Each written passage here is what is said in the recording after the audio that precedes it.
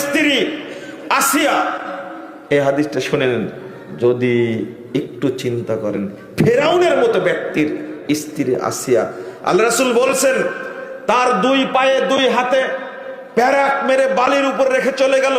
ফাযাল্লাতহাল মালাইকা, আল্লাহর পক্ষ থেকে অসংখ্য ফেরেশতা এসে তাকে ছায়া করে ধরে রাখলো যেন কষ্ট না পায় আসিয়া। আল্লাহর কাছে দোয়া করছে, রব্বিবনিলি ইনদাকা বাইতান ফিল জান্নাহ ওয়ানাজ্জিনি মিন ফিরআউন আমালি ওয়ানাজ্জিনি মিনাল কওমিজ যালিমিন। আল্লাহর কাছে দোয়া করছেন, আল্লাহ তোমার কাছে আমার জন্য জান্নাতে একটা ঘর তৈরি করো।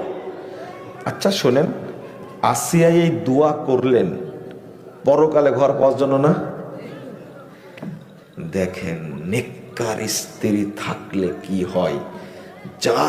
যখনই আসিয়া বলেছে রব্বিবনিলি বাইতান ফিল জান্নাহ ইনদাকা বাইতান ফিল জান্নাহ, আপনার কাছে একটা ঘর তৈরি করেন, ফায়াকশিফুল হিজাব, আল্লাহ রাব্বুল আলামিন পুরো সমস্ত পর্দা খুলে দিলেন, ফারাদ বাইতান ফিল জান্নাহ, দুনিয়াতে জীবিত থাকতে আসিয়া তার নিজের ঘরটা দেখবেন। বোঝা গেল নেককার স্ত্রীর দোয়া আল্লাহ সাথে সাথে কবুল করেন। এটা তার দলিল। তাও ফেরাউনের স্ত্রী।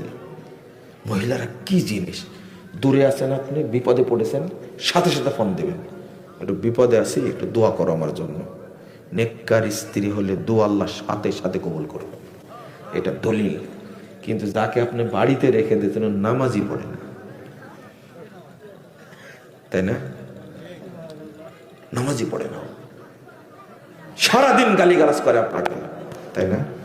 হাই হাই, আল্লাহ রাসূল বলছেন ইন্নাদ দুনিয়া কুল্লাহা মাতা, সারা পৃথিবীটাই সম্পদ, ওয়া খায়রু মাতাইদ দুনিয়াল মারআতুস সালিহা, পৃথিবীতে সর্বশ্রেষ্ঠ সম্পদ হলো নেককার স্ত্রী।